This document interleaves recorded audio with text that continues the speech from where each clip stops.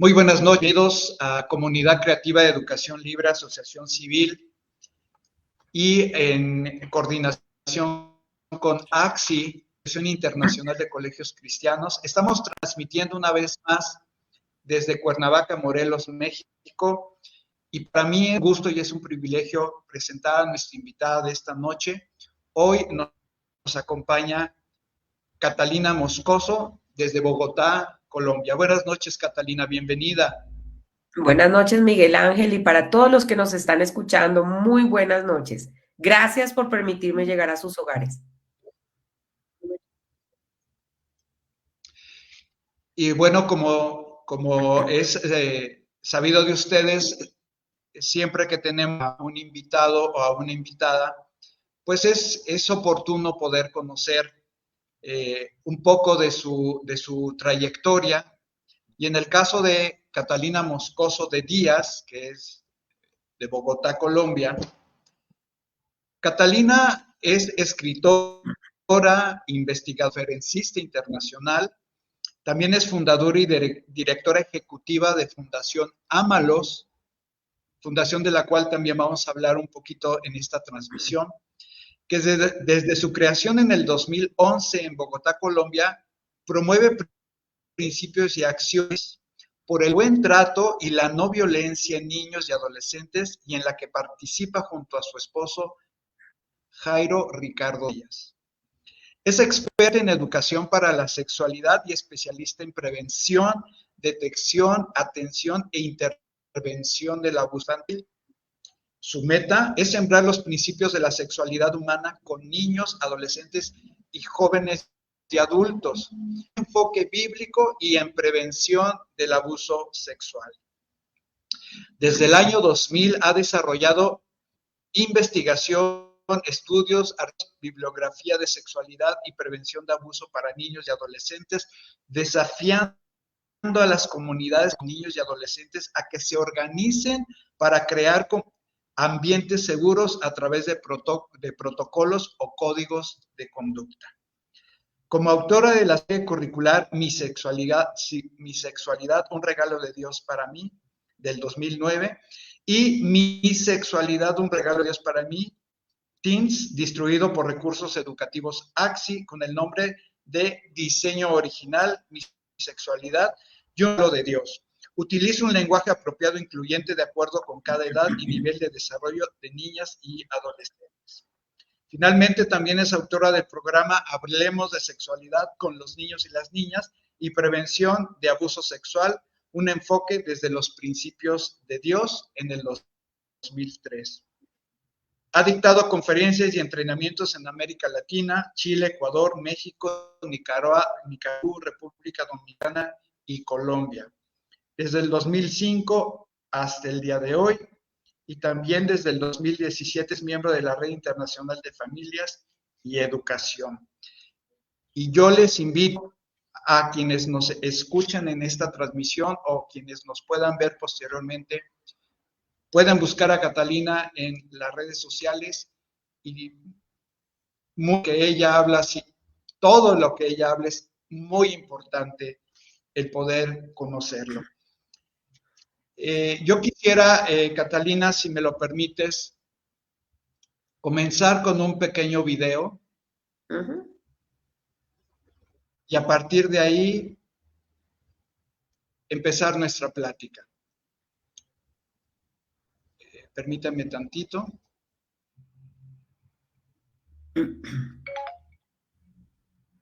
Déjenme ver dónde. Esto de la tecnología todavía nos rebasa un poquito.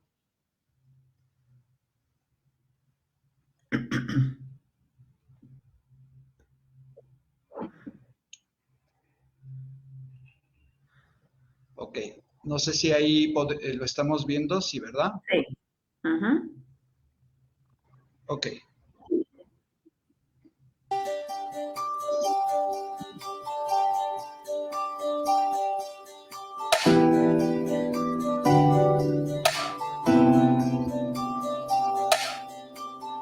Hola, mira a cámara y preséntate, por favor.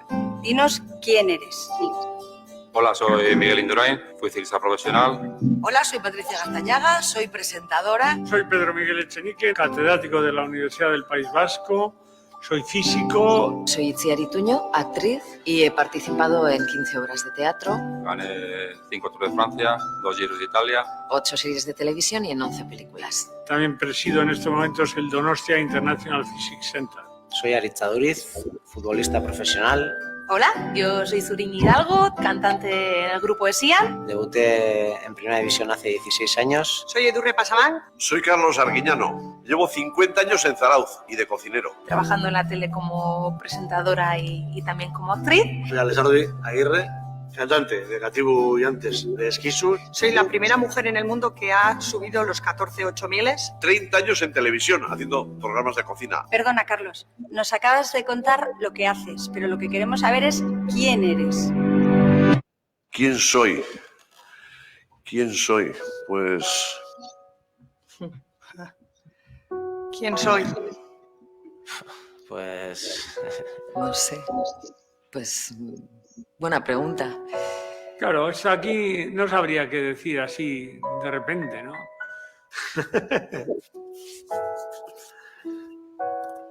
No sé qué decirte. ¿Quién eres? ¿Quién soy? A menudo cuando nos preguntan quiénes somos, respondemos qué hacemos. Porque a menudo no sabemos quiénes somos. Pero hay niñas y niños, chicas y chicos, que tienen muy claro quién son. Hola, dinos, ¿quién eres? Yo soy Nayane y soy una niña. Yo soy Suar y soy un chico. Soy Eki y soy una niña. Soy Eric y soy un niño. Yo soy Sofía y soy una niña. Yo soy Eki y soy una niña. Soy Kimet y soy un chico. Soy Anne y soy chica. ¿Sabías que hay niñas con pene y niños con vulva? Lo único que necesitan es que les respetes, que les aceptes y que les quieras tal y como son.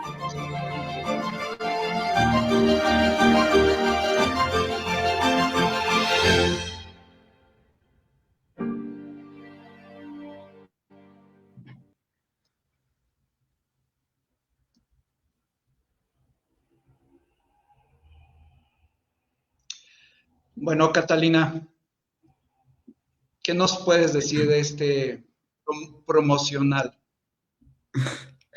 Bueno, lo último que hice fue leer de dónde viene ese promocional y realmente eso es lo que más me preocupa y es asociaciones de padres que tienen hijos transexuales. Me pregunto yo, me hago varias preguntas. La primera pregunta es cómo un niño cuyo desarrollo psicosexual no podemos avanzar, es natural, tiene inocencia en su diseño original, ¿cómo puede decidir sobre esos temas?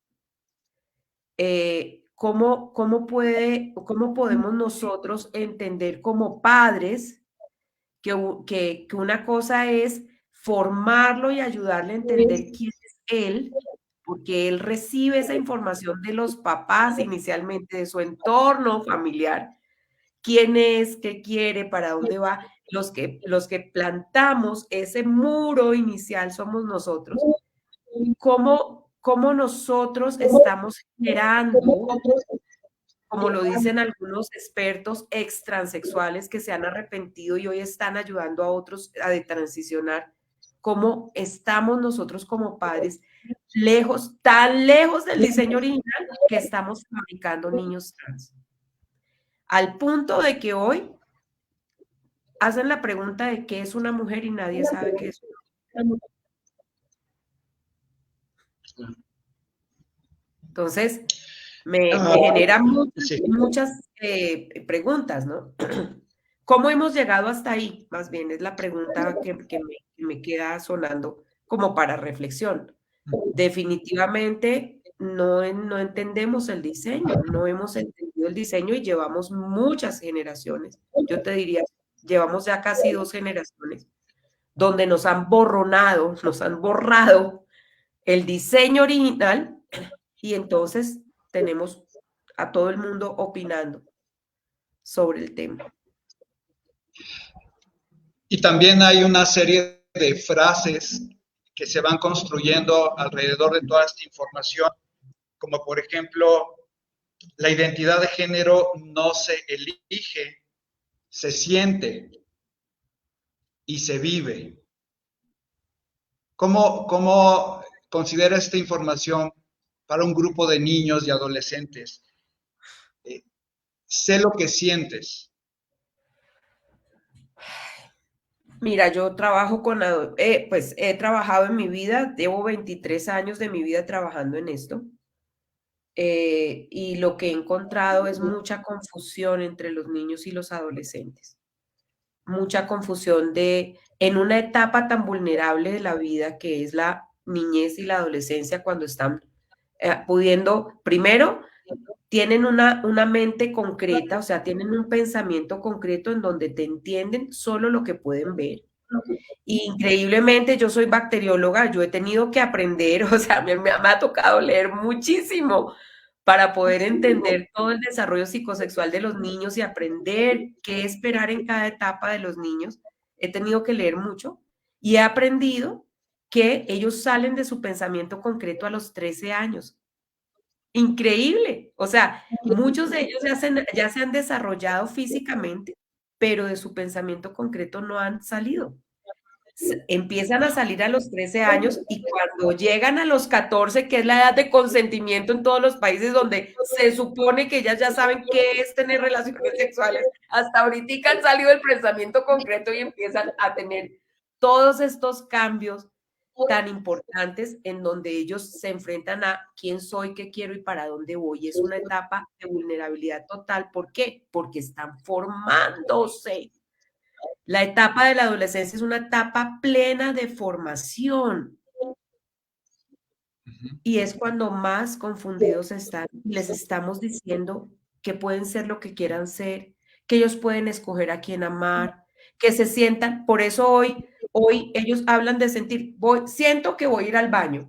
Siento que voy a ver televisión. Todo es un sentir. Cuando tú pones solamente digamos, tu mente y tu corazón en el sentimiento y no lo conectas con tu mente, entonces ahí se nos desfiguró todo, porque es lo que tú sientas. O sea, están totalmente desconectados su razón de sus sentimientos. Y eso fue una cosa intencional. O sea, ahora, Catalina, estamos desconociendo el principio de que Dios, el creador, somos el producto de un creador maravilloso que creó los cielos y la tierra y los creó en orden y creó principios. Y él creó un principio en el ser humano que es ser integral y estar integrado. O sea, que mi mente, mi corazón, mi cuerpo, todo mi ser está integrado. Yo no lo puedo separar. ¿Sí? Pero intencionalmente las ideologías de hoy han separado a la persona de su cuerpo, de su masa física. Y esto hace que el género sea una construcción social, que tú puedas hacer lo que quieras hacer, que tú puedes tener sexo desde que no involucres tus emociones, todo. Y esto se ha venido construyendo por muchísimos años. Es más, quien plantó la idea de la dualidad del ser humano fue Platón. ¿Cuándo nació Platón? Antes de Cristo, ¿cierto? Pablo muy claramente habló del cuerpo, el alma y el espíritu como tres dimensiones que hacen sinergia y van unidas la una con la otra, no se pueden separar. Y lo habló en un momento, en un contexto griego donde la influencia de este filósofo era total.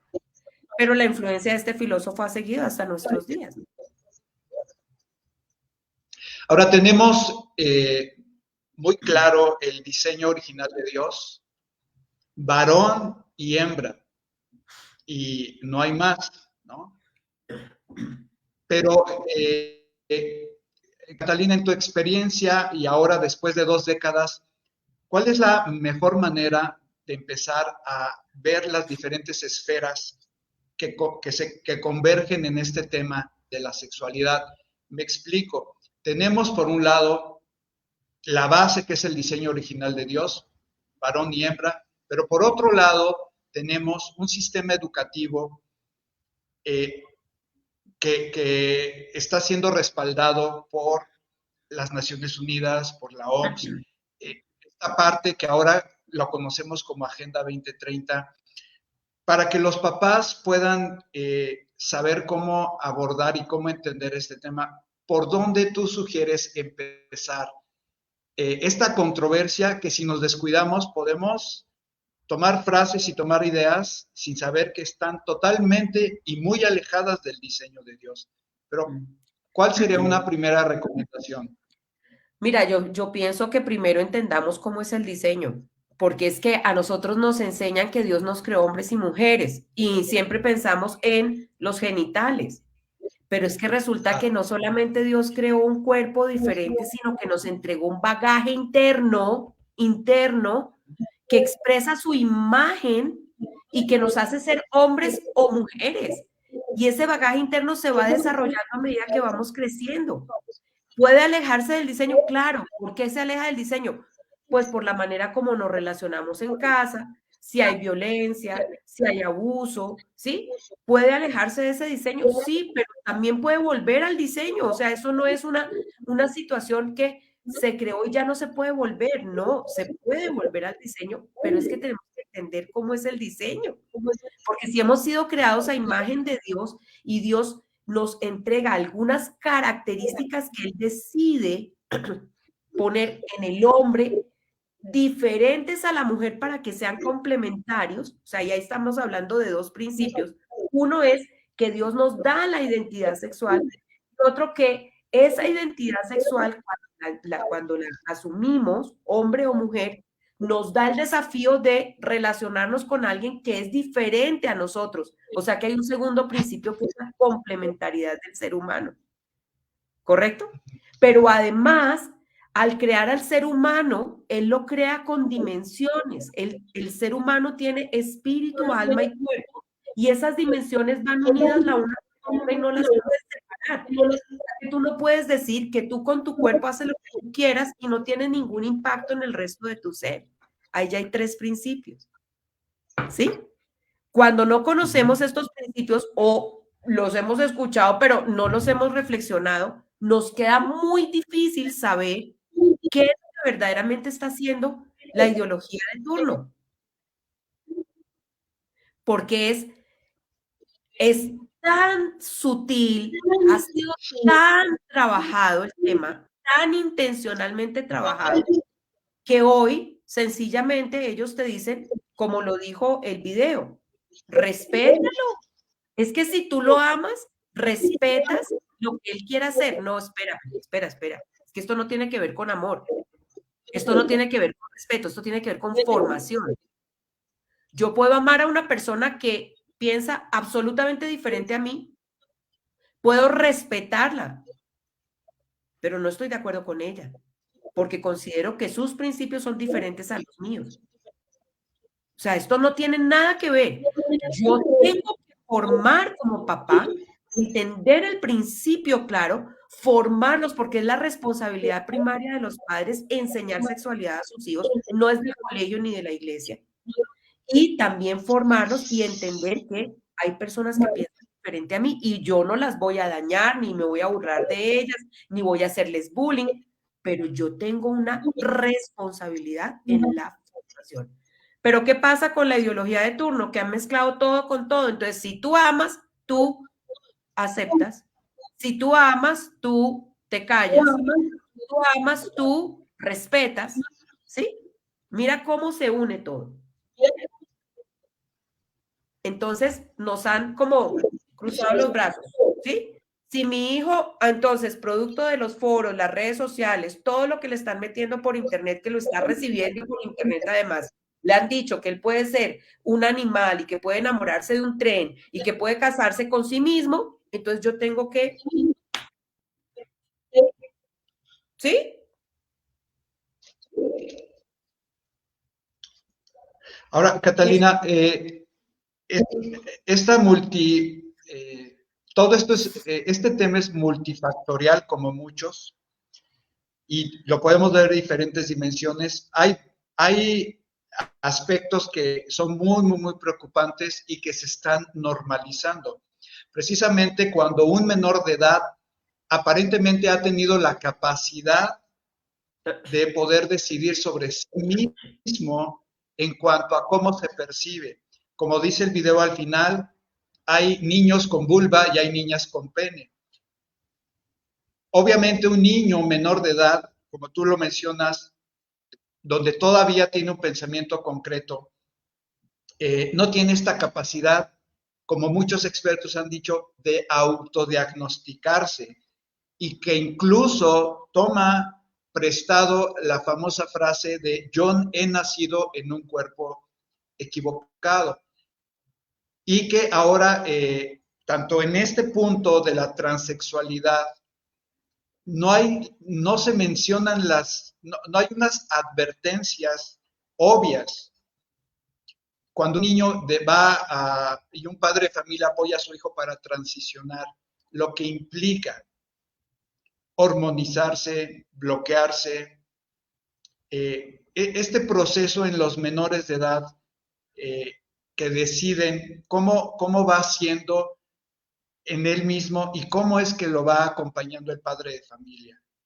¿En dónde cabe la razón para poder hacer esto? Mira, yo considero que esto no es nuevo. O sea, nosotros en América Latina estamos viviendo lo que hace 20 años se vivió en Europa. Tan es así que en Europa, por ejemplo, la clínica de cambio de género de Tavistock la cerraron. Tenemos personas hoy hablando, digamos que levantando una voz a pesar de que los lobbies políticos los quieren callar de lo que ha implicado para ellos la hormonización y la transición. Y varios están diciendo, esto no funcionó, me mutilaron en un momento de mi vida donde yo no tenía claro lo que estaba pasando y ahora no puedo volver a ser como antes. Eso ya lo tenemos hoy.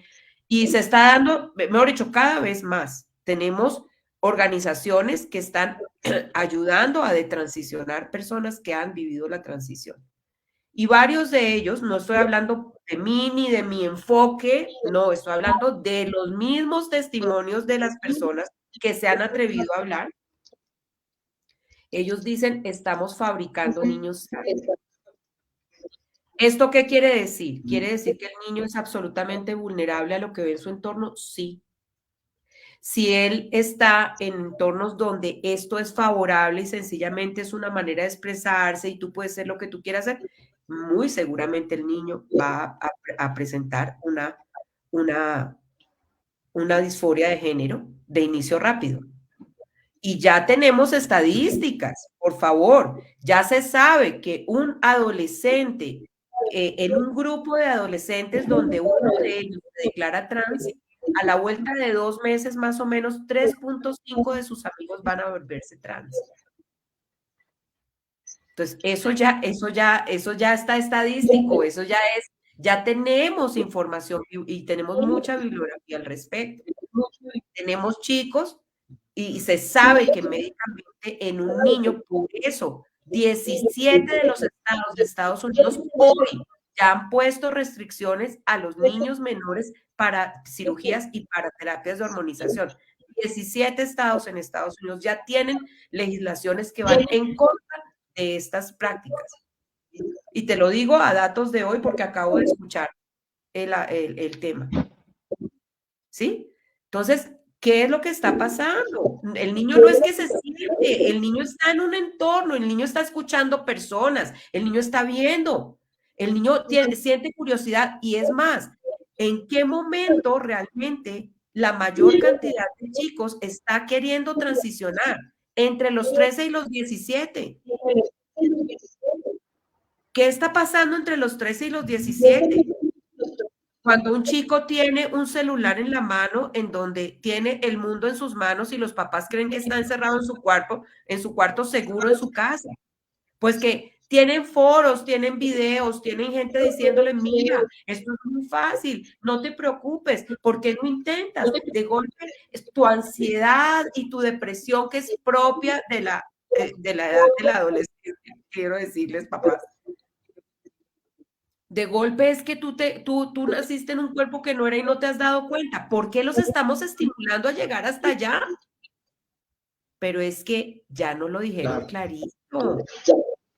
Es que hace 2 años, en el Pride Month, en el mes de los gay, nos lo cantaron claritico. O sea, perdónenme, pero es que la guerra ya no está difusa, la guerra ya está clarísima. Ellos mismos nos lo cantaron. Escúchenlo, el coro de Boston nos lo planteó. Nos dijo, vamos por sus hijos y sus hijos ya los tenemos captados. ¿Cómo los tenemos captados? A través de lo que ellos tienen aquí en su manito. A través del internet. Ahora, estoy diciendo Catalina, que es mala tecnología, no. No, pero si nosotros no entendemos que esto es algo intencional, que es producto de una agenda intencional, que nosotros, ¿qué tenemos que hacer? Tú me decías, ¿qué hacemos? ¿Cuáles son mis aportes aquí? Miren, papá, lo primero que tenemos que hacer es no entregarle un celular a un niño pequeño porque no se beneficia de nada, pero aplace lo que más pueda entregarle un celular propio a un adolescente menor de 18 años. No se lo entregue como propio, no se lo regale, no lo haga que sea de su uso personal. Si usted tiene en este momento tecnología en la casa y la paga, los equipos tecnológicos los supervisa usted, los controla usted, controla horarios y no hay equipos dentro de los cuartos. Usted mismo los controla y tiene que estar fuera de los cuartos. ¿Por qué? Lamentablemente, perdón, Catalina. Lamentablemente este tema de la transexualidad de alguna manera va pegada con otra que lo hemos platicado, es la pedofilia. Parece ser que muchos niños que han sido abusados, violentados. Perdóname un momento, voy a conectar, minuto, perdón. Sí. Ay, lo siento, ya. Que se me estaba, ya, perdón. Platicábamos hace un momentito que parece ser que cierto porcentaje de niños que deciden transicionar están, por un lado, los niños, como en este video, que los papás están ahí apoyándolos. ¿Sí? Hay más de 1,500 familias en una provincia que están siendo apoyados por los padres para que decidan ser, lo voy a decir así, del sexo opuesto, que haya molestias, pero también parece ser que hay un porcentaje de niños y de niñas que deciden o piensan que son del sexo opuesto por haber tenido una experiencia de violación y de abuso, y que esto está también acompañado. ¿Cómo podemos ver estas dos esferas que convergen en algún momento? Catalina. Mira, tú estás tocando un punto que es importantísimo en el tema de la transexualidad. Cuando un niño, hay una diferencia muy grande, era lo que hablábamos antes del programa. Hay una diferencia muy grande entre lo que es una violación y lo que es un abuso sexual. La violación es un acto generalmente fortuito. La víctima generalmente no conoce al agresor. El agresor coge a la víctima a la fuerza, con violencia, y tiene actos sexuales con ella. Esa violación implica penetración en el 100% de los casos, ya sea anal, oral o vaginal, y la víctima se reconoce como víctima.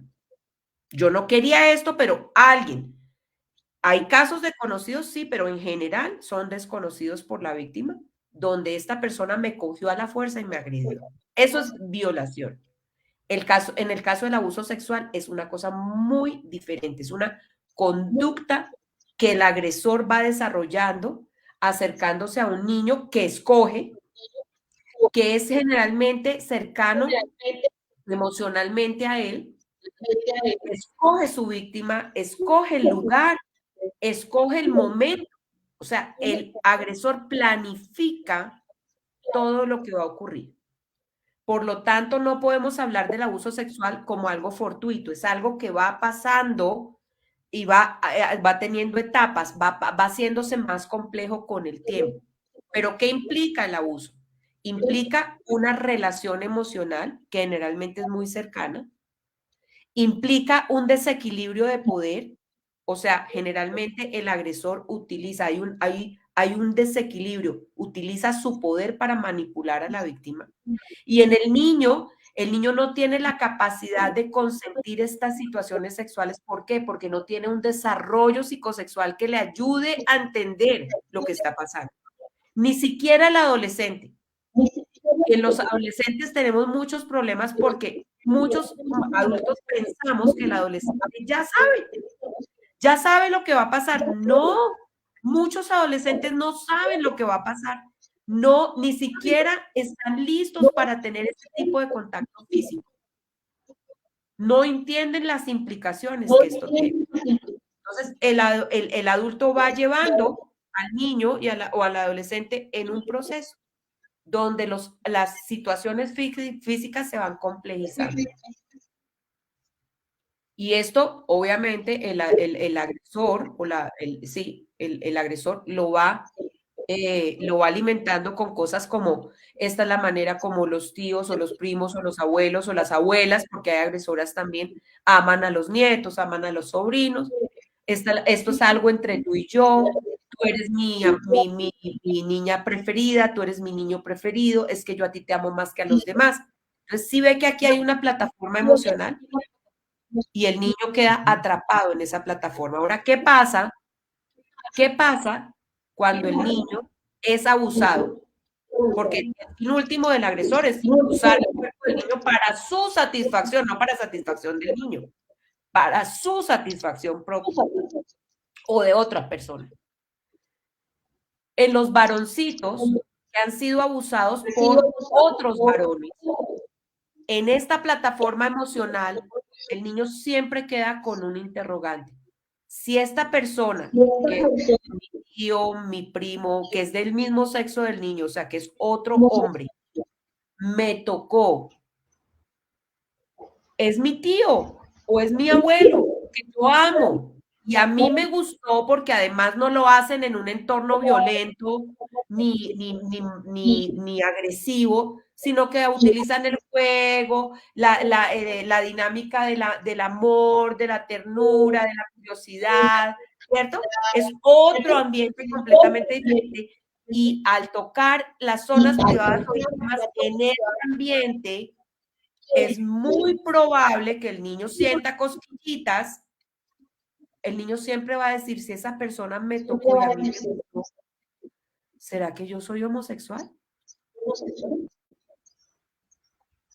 Las niñas lo reciben de otra forma, porque cuando la niña es abusada por un hombre, que generalmente es lo que ocurre, porque la recurrencia del abuso, perdónenme, en cualquier país de América Latina hay mayor recurrencia en hombres que en mujeres. No estoy diciendo que los hombres son malos, no, tristemente ustedes tristemente gozan de una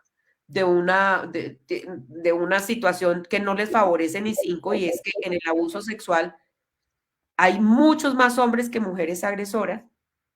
Si la niña es abusada por un hombre, ella va, así el hombre le diga que es una manera de amarla y la tenga convencida de que así es como los padres aman a sus hijas, ella va a llegar un momento en que lo va a considerar como una agresión y va a considerar que eso que pasó estuvo muy mal. Por lo tanto, los hombres a metros. Entonces, ¿qué pasa aquí? Mire lo interesante. ¿Por qué varios de los niños están decidiendo por un sexo diferente? Porque ellos no van a querer seguir siendo abusados. Y si los hombres, si las niñas se hacen hombres, porque mire, la frecuencia de la transexualidad en este momento es mayor en las niñas. Si la niña se hace hombre, no va a ser apetecible para otro hombre.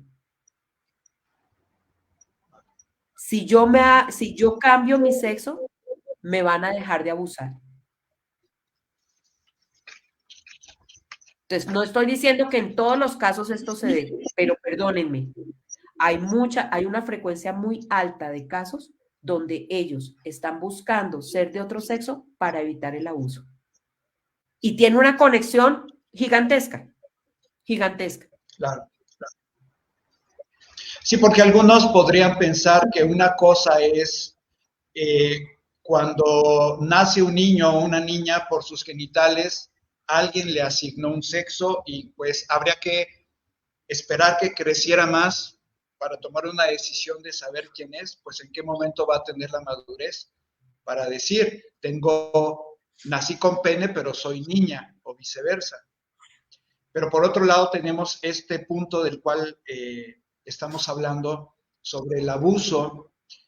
Parecen dos cosas diferentes, pero convergen en algún momento.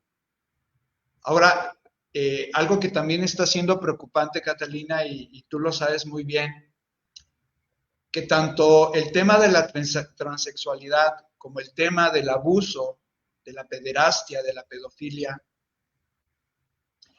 lo triste o lo alarmante es que se legisla para ser aceptado. Sí, estamos a portas de que legalicen la pedofilia, ya no sea delito. Y esto no se viene trabajando ahorita. Yo te contaba que el primer proyecto de ley que se firmó fue en 1973. ¿Quién lo firmó? Una feminista que es, mejor dicho, es la cúpula del feminismo radical, que es Simone de Beauvoir, junto con su esposo, Sartre. Ellos más otro grupo de personas firmaron el primer proyecto de ley para legalizar la pedofilia. Y esto fue en 1973. O sea, llevamos, ¿cuánto fue que contamos? ¿35 años? 50 años. Perdón, 50 años. Después de que esto pasó, miren todo la forma como se ha venido desarrollando al punto de que hoy ya se está diciendo que los niños tienen derechos, se ha subido al rango de derechos, todo se ha subido al rango de derechos, en donde los niños tienen derecho a tener relaciones sexuales con quien quieran desde que ellos lo consientan. Y mi pregunta aquí para todos los adultos es, ¿cómo hacen los niños para consentir algo que ellos no entienden? ¿Cómo nosotros podemos decir que un niño no entiende que fumar está bien, que drogarse está bien, está mal, que tomar está mal, que votar no pueden votar porque no están capacitados para votar, que van al colegio para poder aprender en su desarrollo, que muchos dicen evolutivo, para mí no es evolutivo, es psicosexual, o sea, poder ayudar a ir madurando para llegar a ser autónomos en la adultez? Para eso ustedes mandan a los niños al colegio, como si ellos necesitan ir a un colegio para aprender cada etapa de su vida, pero para decidir sobre su identidad y para decidir sobre si tener o no relaciones sexuales en un momento apropiado de su vida, para eso sí están listos. Dígame usted, porque esto es de sentido común, pero ya me he dado cuenta que por muchas razones no todos tenemos el mismo sentido común. Dígame cómo puede un niño decidir o consentir sobre estos temas. No puede consentir. El niño... Y menos... Adelante, perdón. El niño generalmente, perdón. Es manipulado. Igual que el adolescente. Es que me preocupa que dejamos a los adolescentes por fuera. Y cuando yo hablo con los adolescentes, de verdad que ellos están muy preocupados por las cosas que están pasando y no saben cómo responder muchas veces. Y a veces ellos mismos van siendo manipulados por otros chicos de su misma edad que tienen mayor conocimiento sexual y van yendo, y llega un momento en donde ellos no querían la situación que se está presentando, pero llegaron allí. ¿Por qué? Porque alguien los llevó hasta esa situación. Hay un autor que trabaja muy bien ese tema, se llama Kant, y él dice que para poder entender que un adolescente tiene claridad de una conducta sexual, o sea, que él quiere esto que va a ocurrir, los dos adolescentes deben tener un consentimiento válido. Son como las escaleras de un puente que ellos van cruzando juntos, no que uno va jalando al otro o manipulando al otro. Entonces, miren lo complejo que es. Y hoy está todo hecho. para que estas cosas sean totalmente normales. O sea, lo que vemos en el abuso sexual, en ese contexto, se está dando en todas las clases de educación sexual integral, dadas por los organismos internacionales, ponen todo el piso de un abuso, todo, organizan todo para que los chicos y los niños no tengan forma de discernir qué permitir y qué no permitir en su cuerpo. Antes de pasar a otros dos aspectos que quisiera tocar, Catalina, si nos podemos detener un poquito para que la gente que nos está escuchando, el pedófilo o el pederasta, si existe específicamente una distinción, pero finalmente estamos hablando de una víctima, que puede ser un niño, niña o un adolescente que es abusado o violado. ¿Cómo podríamos nosotros entender el proceso mental de un perpetrador? Ya lo mencionabas, de alguna manera, que va planeando ambiente, espacios físicos, pero dentro de su psique, ¿qué es lo que está ocurriendo? Y te lo pregunto porque hay perpetradores que sus víctimas son niños o adolescentes que no conocen. Los escogieron al azar, los van trabajando de alguna manera, pero parece ser que puede ser más alarmante y más desgarrador cuando un padre de familia ha abusado de sus propios hijos. Sí.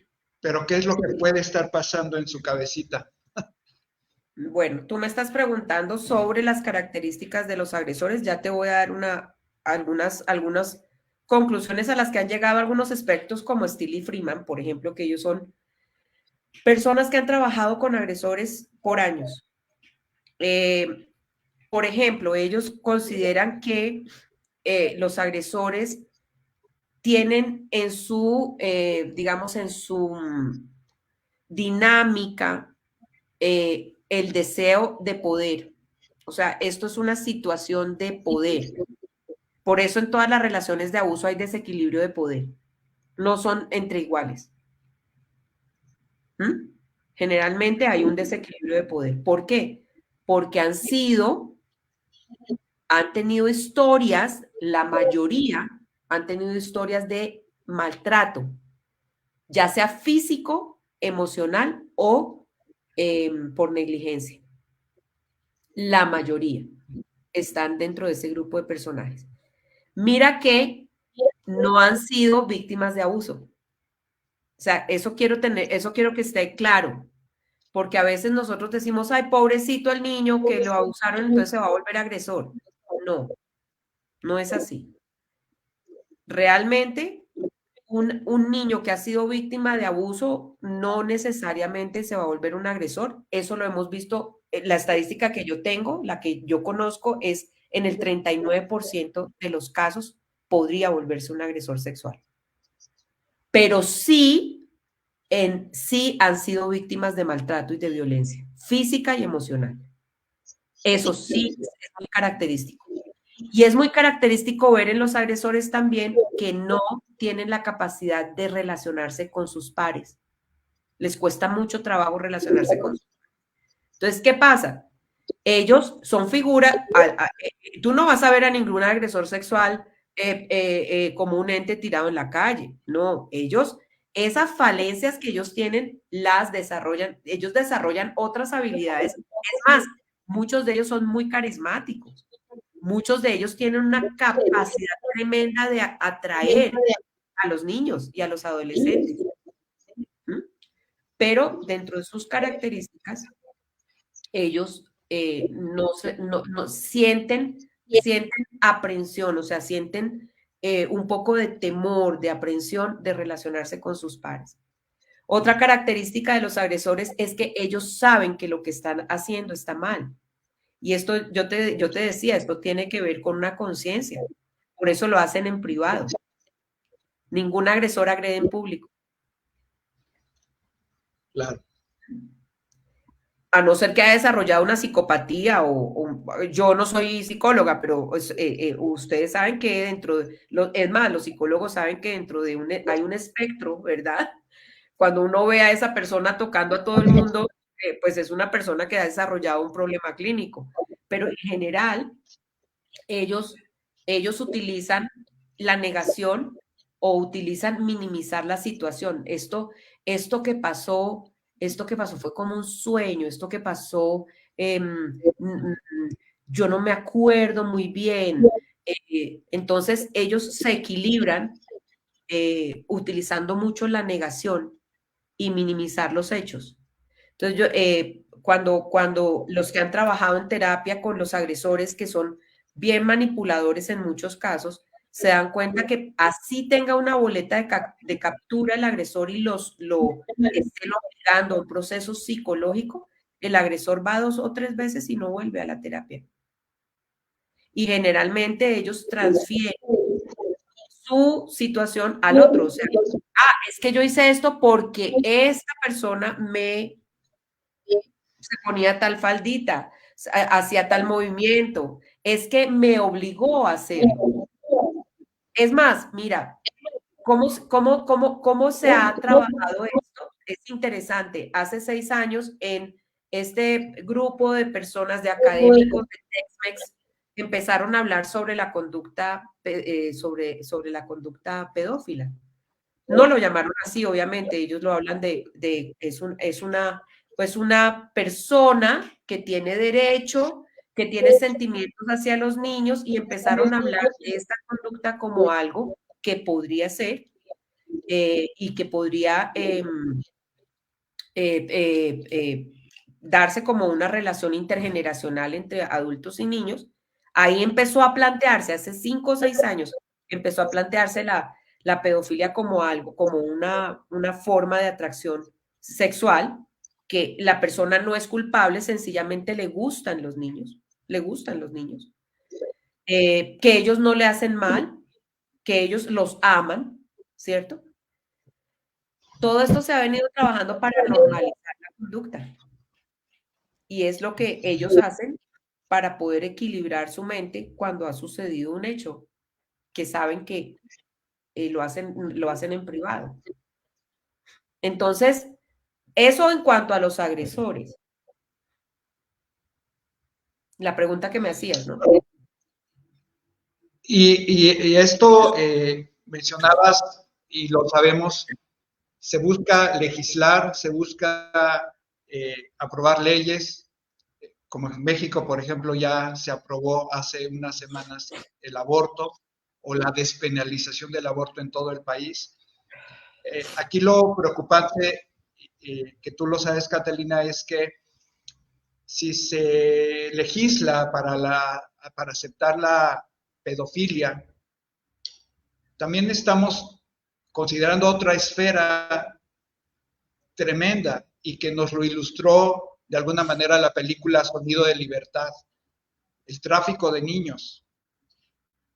O sea, ¿cuántos pedófilos no se alimentan a través del tráfico de niños? Entonces, la controversia que estamos viendo, la controversia que tenemos delante de nosotros, mientras está ocurriendo este fenómeno de la pedofilia y la manera de proveer a través de robar niños, jamás, si no son rescatados, jamás van a volver a ver a sus papás, y pues de alguna manera, ahora sí, como se dice, se les desgracia la vida, ¿no? Se les quita la gracia. Pero este tema de la trata, ¿en qué momento, con qué seriedad lo tenemos que considerar, Catalina? Mira, precisamente después de la película, cuando se estrenó en Colombia, me interesó mucho escuchar a Tim Ballard, que es el autor realmente de la película, y a él le hicieron una entrevista en Costa Rica, en donde le preguntaron precisamente esto, y él dijo, mire, hace unos años veíamos a los pedófilos en los parques, en las entradas a los colegios, hoy los tenemos en la palma de la mano. los tenemos en las redes sociales, los tenemos en los videojuegos, los tenemos en todos los sitios que frecuentan los niños y los adolescentes en el Internet. Hoy el punto de contacto es ese. Y entonces yo digo, a ver, papás, ustedes me dirán a mí, ay, esta señora está loca. ¿Cómo le voy a quitar a mi hijo el celular? ¿Cómo no le voy a dar celular y lo dejo sin socializar? No, usted no va a dejar de que su hija deje de socializar porque no tenga celular. ¿Le va a tocar esforzarse? Sí, pero es que el problema es que ¿quiénes estamos más adictos, nuestros hijos o nosotros, al celular? Claro. Si no desmontamos este sistema en el cual nos metieron y nosotros como adultos no entendemos que hoy es un tema de protección, de peligro para nuestros hijos, no vamos a poder hacer nada. Sencillamente la vida va a seguir, ellos van a crecer, como ya tenemos una generación de padres con hijos pequeños, de padres a los cuales les enseñaron todo esto, que todo esto es normal, que no te preocupes. Lo que pasa es que ha venido avanzando, pero es que esto no es de hoy. En Colombia llevamos 2 generaciones casi enseñando los derechos sexuales y reproductivos, que no empezaron como hoy están, empezaron para los adultos. Y hoy ya están hablando de los niños y de que es un derecho que el niño tenga relaciones sexuales. O sea, ha venido un proceso de transformación en los derechos sexuales y reproductivos absolutamente abrumador. Pero ese desarrollo lo han llevado una generación de padres que tienen hoy hijos pequeños. Entonces, tú empezaste preguntándome qué tan lejos estamos del diseño original. 2 generaciones lejos. En Colombia, Entonces, pero otros países pueden estar más. Yo puedo mucho decir más. que lo que está pasando en Colombia, no sé, como esto es una agenda mundial, entonces puedo calcular que esto más o menos está dándose en toda América Latina. He tenido oportunidad, un privilegio, y es viajar a algunos países y me he encontrado con lo mismo. O sea, en temas de prevención, nosotros en Colombia hemos avanzado mucho, pero también hemos retrocedido mucho, ¿sí? ¿Por qué? Porque intencionalmente los proyectos de ley y las leyes que tenemos para proteger a los niños no las quieren nombrar, no las quieren ver, o sea, no las están visibilizando porque no les interesa. Dime en qué país no hay policía, códigos de infancia, protección a la niñez, todos los tenemos. Pero ¿qué está pasando? ¿Por qué no se visibilizan? Porque no les interesa. Les interesa tener todo desarticulado. Les interesa que veamos solamente la educación sexual, solamente ahí. No que veamos la relación entre lo que se está enseñando en educación sexual con el abuso, con el consumo de pornografía, no les interesa eso. Miremoslo aisladamente para que así sea más fácil. Y sí, realmente todos los países hemos tenido oportunidad de trabajar en prevención y protección de la niñez, pero hoy hay una agenda clarísima donde estos temas no se tocan. ¿Por qué? No quiere decir que no estén, ni que no haya policía de infancia y adolescencia, ni que cuando un chico cometa un delito o un adulto cometa un delito no haya quien lo juzgue, que se demore, que haya impunidad, sí, pero todavía eso está. Entonces hagamos uso de lo que está y visibilicémoslo, porque estamos en momentos tremendamente peligrosos para nuestros niños y nuestros adolescentes.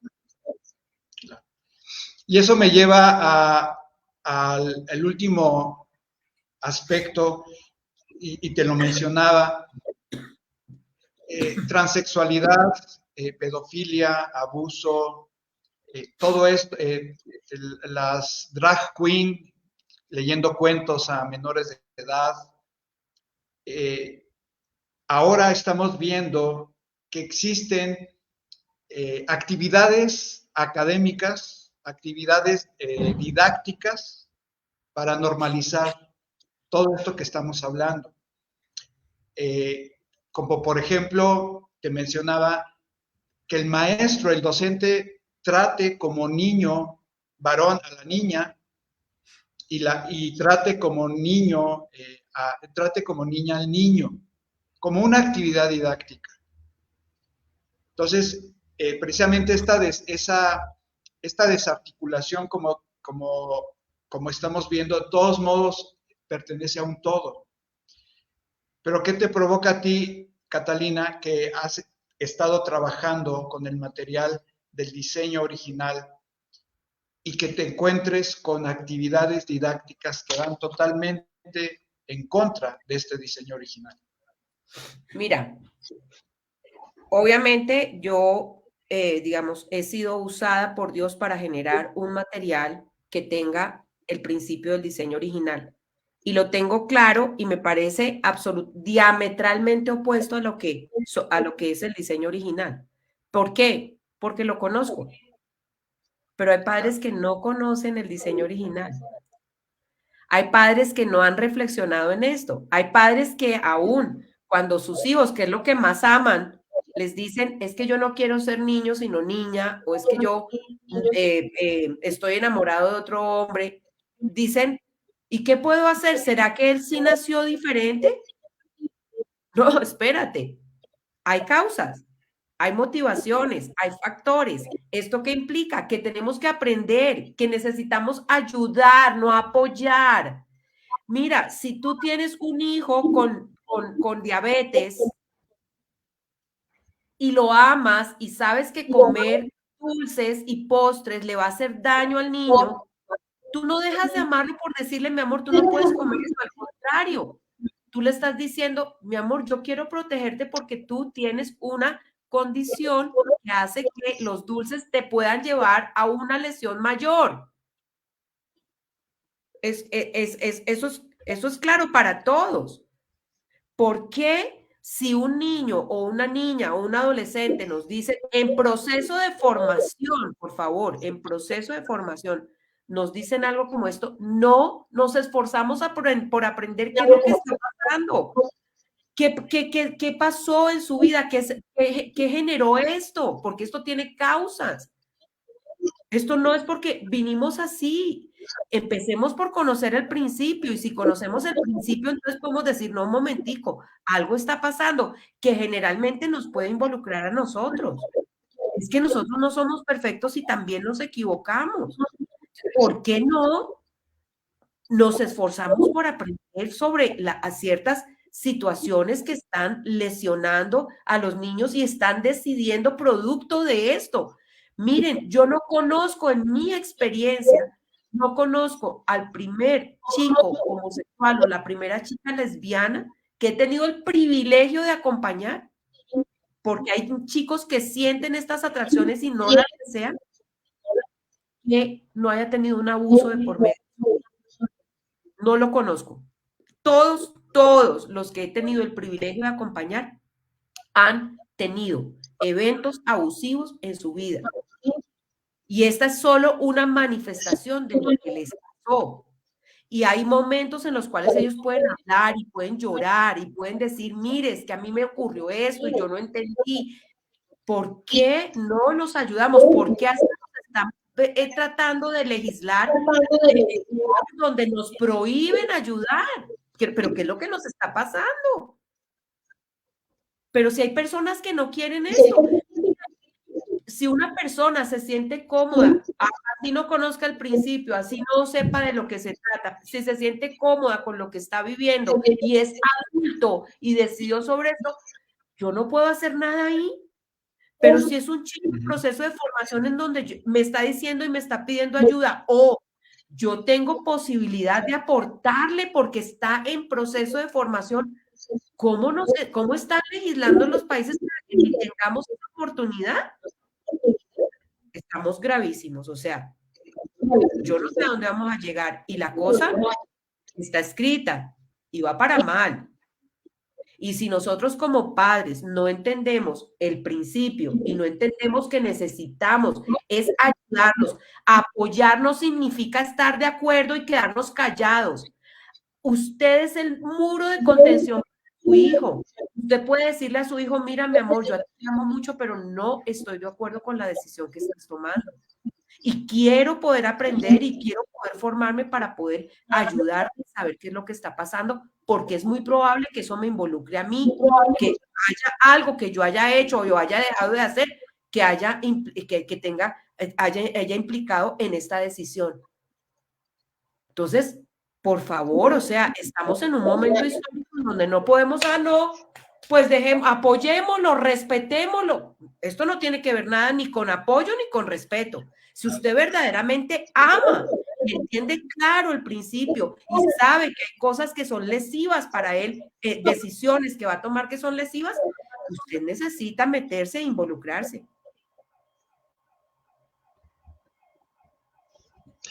Ahora, yo al ver el material, el diseño original, y como lo hemos estado hablando de la prevención, detección y atención, más que ser un material didáctico, yo lo estoy viendo como también una herramienta y un recurso en el que los papás puedan y docentes puedan estarse capacitando y entendiendo, como lo hemos tratado de explicar en esta noche, realmente todo lo que está ocurriendo y cómo está convergiendo y que nos está alejando como sociedad de este diseño original. Por eso me gustaría que nos hablaras un poquito, Catalina, de Ámalos. ¿Cómo surge la idea de hacer esta organización en la cual te has ocupado por varios años? Bueno, Ámalos surge producto del deseo de poder ayudar a los niños a no ser abusados sexualmente, a los adolescentes y ayudar a las familias que sufren violencia, básicamente. Realmente cuando yo recibí el llamado de trabajar en esto, mis hijitas estaban muy pequeñitas y yo siempre pensé cómo poder prevenir, cómo poder apoyar el crecimiento de nuestras hijitas para prevenir situaciones tan dañinas y tan lesivas como el abuso sexual. Ellas fueron el motor de mi trabajo en todo su tiempo de crecimiento y de adolescencia, además. Entonces, ¿por qué tenemos que dejar que los niños que han tenido que vivir el flagelo del abuso lleguen adultos sin poder hablar del tema con una sexualidad realmente quebrada? Porque quiebra su ser integral completamente. ¿Por qué? Porque no podemos ayudar a intervenir y además prevenir situaciones como estas que son tan dañinas. Y esa fue la motivación.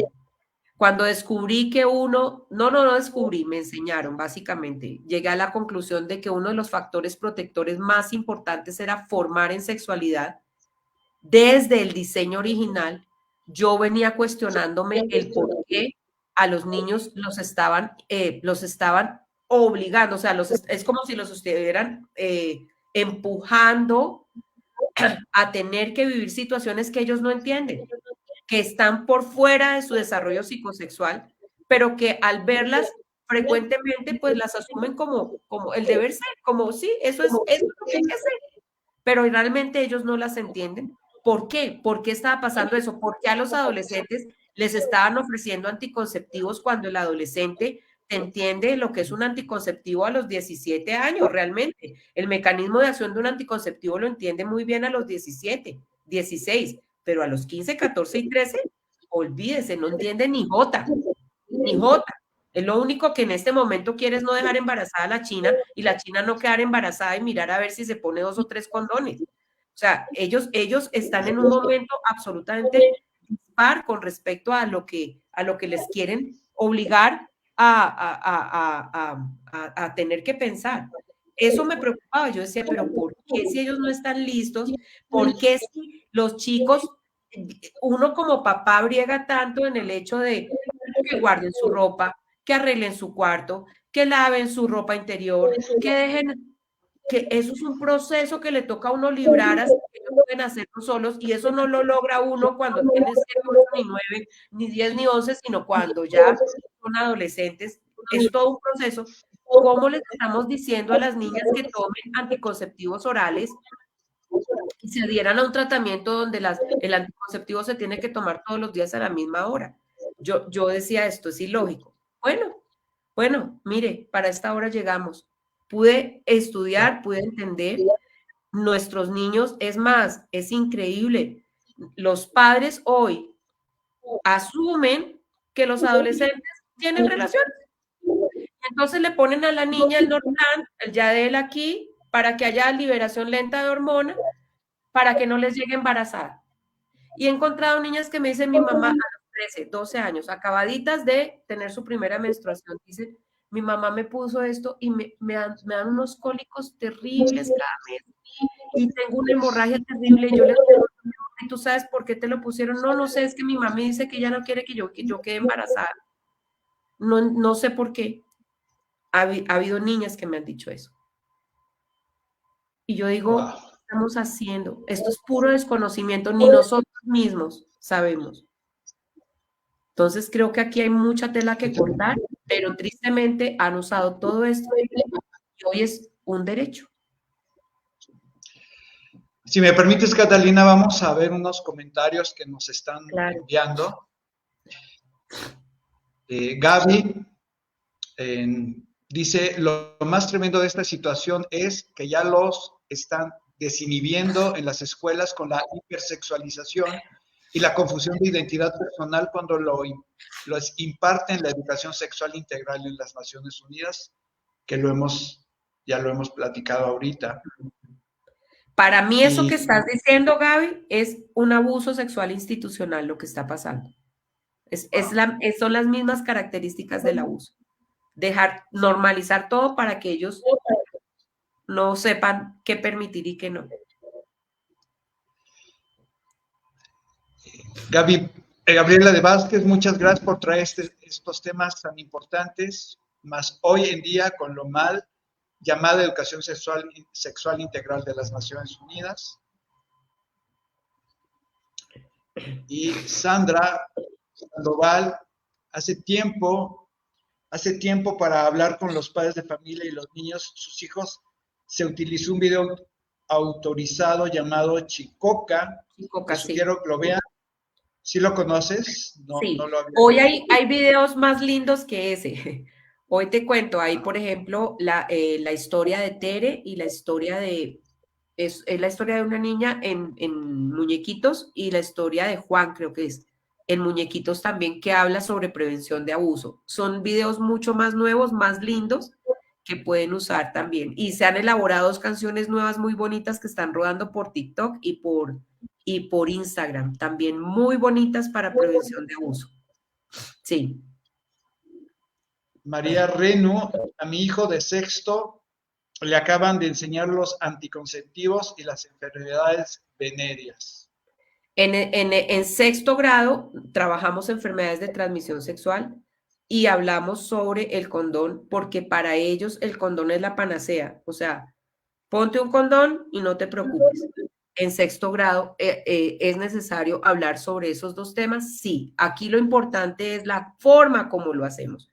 Yo puedo hablar de sexualidad estimulando a los chicos a el placer y a buscar y a sentir, ¿sí?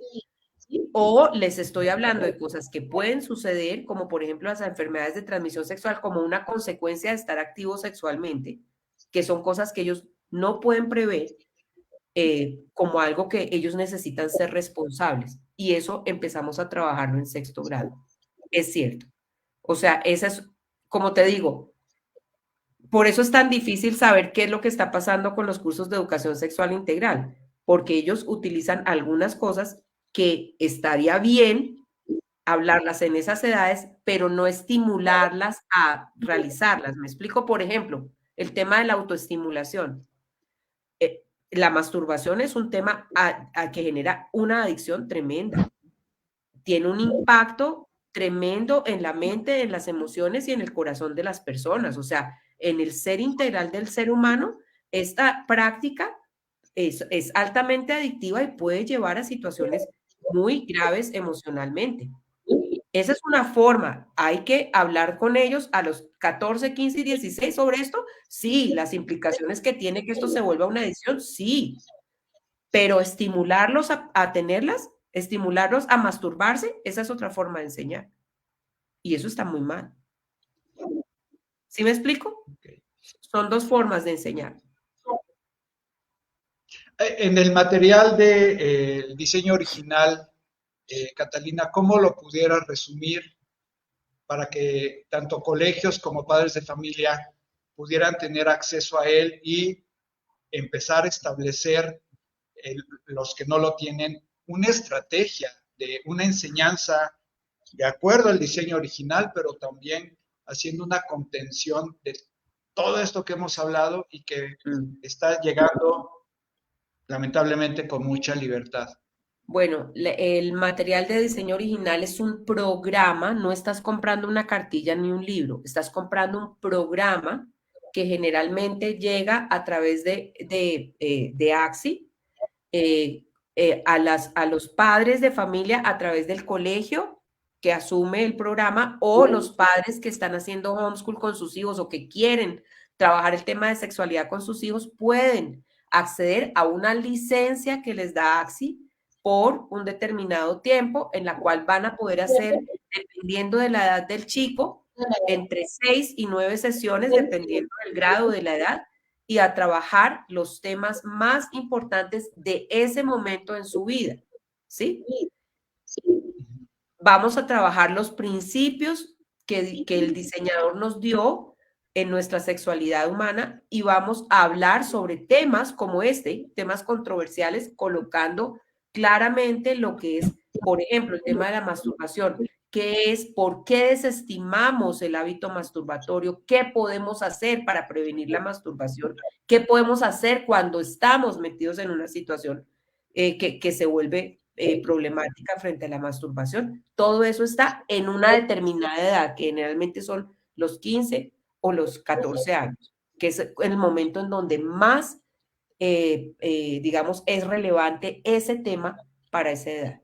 Entonces, pueden acceder a ese programa. El programa llega con una cartilla de trabajo para el alumno, eso se entrega impreso, pero el resto del programa está todo lo que es el manual del maestro, las presentaciones en PowerPoint, los videos que generalmente tenemos linkeados de YouTube, que son adecuados para la edad de los chicos de cada edad, están montados en plataforma para que el maestro o el papá o la mamá tengan todos los recursos que necesitan para dar una muy buena enseñanza. Están montados en la plataforma de AXI, la Asociación de Colegios Cristianos para América Latina, que Miguel es representante de AXI, sí, correcto, eso es. Entonces, ese es diseño original, ese es el currículo de los niños, el que están viendo ahí en pantalla. Y hay currículo para adolescentes. Y Catalina, hay un... si gustas ir terminando, no sé cómo estemos ahí en Colombia, del tiempo y tu tiempo allá, pero hay un proyecto que vas a empezar en enero. Este está abierto para cualquier persona que quiera participar del entrenamiento del diseño original de parte de Ámalos. Sí, mira, está abierto para aquellos padres que quieren adquirir el material, que quieren saber cómo enseñar. Vamos a hacer un entrenamiento por edades. Es el entrenamiento que Ámalos, más completo que tiene Ámalos. Vamos a trabajar día y medio por cada edad en elemental. Mira, ahí está, exacto. Día y medio un día para preescolar, un día para primero a tercer grado, que es 7 a 9 años, un día para 10 y 11 años, y para secundaria, día y medio. Para 12 y 13 años, día y medio, para 14 y 15, día y medio, 2 días, y para 16, 17, 2 días. O sea, es un entrenamiento en donde vamos a trabajar los principios, qué esperar en cada edad, cómo es el desarrollo psicosexual de los niños y los adolescentes en esa edad, y todas las sesiones del material las vamos trabajando para que los padres y los maestros sepan muy bien manejar el material de diseño original, pero también aquellos padres que quieren enseñar sexualidad tengan la idea de cómo hacerlo, ¿no? Cómo ir por edades, respetando su desarrollo psicosexual. ¿Cómo van a tener acceso las personas que estén interesadas para a través curso? de AXI? Las personas que quieren trabajar el material y lo adquieren el grado de su hijo, pueden acceder, ¿sí? A trabajar. Sí, señor. Estamos hablando de también esto que vas a empezar en enero. Sí, correcto. O sea, ¿cómo lo harían? A través de AXI, a través tuyo, porque necesitamos tener una lista de personas. O sea, esto es un entrenamiento. O sea, esto va a requerir que tú te esfuerces, va a requerir que tú puedas decir, mire, yo pienso esto, a partir de lo que aprendí, he concluido esto, vamos a tener lecturas, o sea, es un entrenamiento, no es solamente escuchar unas sesiones, va a ser un entrenamiento lo más completo posible. Entonces, por eso las personas que adquieren el material pueden acceder. Ahí está la respuesta para Avi Cruz, porque nos preguntaba si había el material. Bueno, ahí está para Avi, que nos está escribiendo y acompañando. Y finalmente, Margarita Lázaro. Gracias a Dios que hay personas que aún se preocupan por el bienestar de los hijos y apoyan con herramientas para que nosotros padres tengamos acceso y vayamos de la mano. Gracias por su tiempo. No, al contrario, gracias por la gente que nos ha seguido. Sí. Y bueno, pues, ¿qué tienes en puerta, Catalina, en conferencias, en otros países todavía en este año, para poder seguirte? No, este año ya estoy preparándome para el próximo año, porque por ejemplo, este entrenamiento en enero va a ser para varios colegios aquí en Colombia, para varios padres también, o sea, estamos lanzándolo a toda América Latina y es un entrenamiento que me va a llevar un tiempo importante de elaboración. Entonces, por ahora no voy a viajar más por estos 3 meses que quedan. Me voy a quedar aquí trabajando juiciosa. Sí. Me parece muy bien. Pues muchísimas gracias, Catalina, por haber dado de tu tiempo. Sabemos que pues has trabajado muchísimo y que ya hace un merecido descanso. Y pues simplemente algunas palabras con las que te quisieras despedir y animar a tanto padres de familia principalmente y también, claro, a maestros. Pero ¿qué nos dejas para reflexionar en esta noche? Yo quiero decirle a los papitos que somos un movimiento de padres que aprendemos para enseñar. Esto yo no lo aprendí en la academia. Yo lo aprendí porque un día fui llamada a trabajar en esto. Soy bacterióloga, por lo tanto, tuve que trasegar con mucha bibliografía, con muchos libros para poder tener lo que hoy hay como una herramienta. No es la única herramienta, pueden haber más, pero es una herramienta que puede ayudar. Lo que podemos decir es que hemos avanzado para que ustedes como padres puedan saber que existimos, que queremos ser un movimiento de padres, o sea, sencillamente al final de todo esto, Dios ama a la familia y vamos a volver a tener que enseñar como familia estos principios tan importantes. Nadie lo va a hacer, nadie lo va a hacer por nosotros. Por lo tanto, crean que estamos para apoyar su trabajo, su responsabilidad y que lo que hemos trasegado ya otros, ustedes lo puedan tener como herramientas a futuro. Así que les animo a aprender el principio, a tener 3 P's. El principio claro, una posición clara frente al principio, y presencia en la vida de sus hijos. Esas 3 P's van a ayudar mucho para estos tiempos. Estamos en tiempos muy difíciles, pero Dios nos ha dicho, nuestro Creador, que si obedecemos y nos alineamos a sus principios que gobiernan el mundo, Él va a tener cuidado de nosotros y de nuestros hijos. Y esa es una esperanza muy grande que tenemos. Así que gracias por darme la oportunidad de llegar a su hogar. Gracias, Miguel, por darme la oportunidad de llegar a esta comunidad.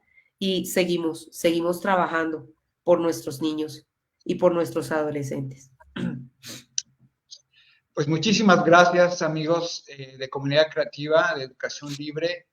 Gracias por acompañarnos una vez más, transmitiendo desde Cuernavaca, Morelos, uniéndonos a Bogotá, Colombia, y a través de AXI, Asociación Internacional de Colegios Cristianos, y también Ámalos, ORG, de Catalina Moscoso. Búsquenla en las redes sociales, vean sus talleres, vean sus conferencias, sigamos aprendiendo, sigámonos capacitando, sigámonos actualizando y confiemos que Dios tiene cuidado de nosotros. Muchísimas gracias, que Dios les bendiga y nos vemos en una próxima transmisión. Hasta luego. Hasta luego.